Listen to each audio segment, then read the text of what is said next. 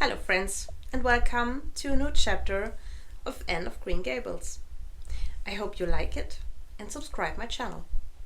And if you want to buy this book, just click the link below. Enjoy it. Anne's history. "Do you know," said Anne, "I've made up my mind to enjoy this ride.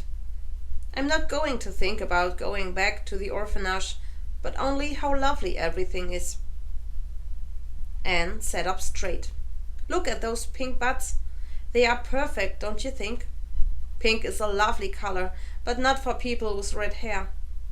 Have you ever known anyone with red hair as a little girl, and it changed to a different color when they grew up?" "No, I don't think I ever did," said Marilla. "I don't think it will happen in your case either." Anne sighed. "Well, another hope is dashed." "That sounds so romantic, don't you think, Miss Cuthbert?" "Another hope is dashed. I read that in a book and like to say it whenever I can.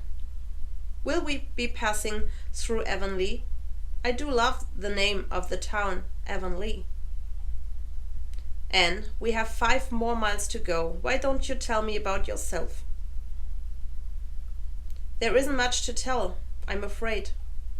Both my parents died of a fever when I was still a baby. Their names were Walter and Bertha Shirley. Aren't those lovely names? I went to live with Mrs. Thomas until I was 8 years old. She and her husband lived nearby and had 4 children, all younger than I, and I helped to take care of them. When Mr. Thomas died, his wife and kids went to live with his mother, but she didn't want me. I went to live with Mrs. Hammond, since I was so good with kids. She lived up the river with her husband and 8 children, including 3 sets of twins. Can you imagine? When Mr. Hammond died, Mrs. Hammond moved to the States and I went to the orphanage. I was there 4 months when Mrs. Spencer picked me out." When Anne had finished her story, she let out a big sigh. It was tiring telling her life story. "Were those women, Mrs. Thomas and Mrs. Hammond, good to you?" asked Marilla. "Well," said Anne. Her face became red as she tried to think of the right words to say. "Oh, I know they meant to be as good and kind as possible. They had a lot to worry about, so many kids, and so little money." She turned her face away. "Did you ever go to school?" Marilla asked. "Not a great deal. I went a little when I went to live with Mrs. Thomas.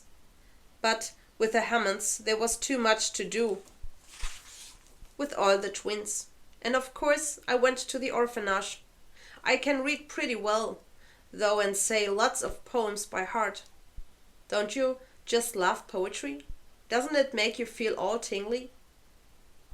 Anne turned back to happily watching everything they passed. Marilla realized why Anne was so excited about moving to Green Gables. She had lived such a hard life.